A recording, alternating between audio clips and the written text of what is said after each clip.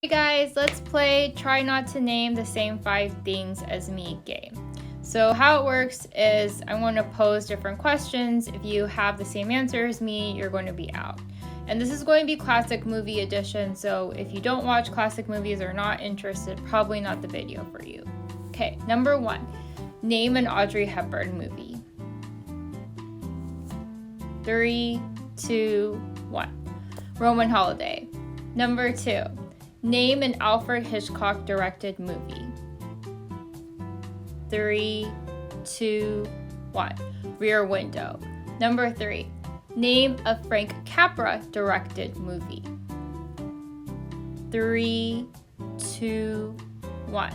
It's a Wonderful Life. Number 4. Name a film noir actress. 3, 2, 1. Barbara Stanwyck. Last question.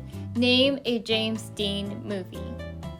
3, 2, 1. Rebel Without a Cause. Let me know if we said any of the same things or if you're still in the game.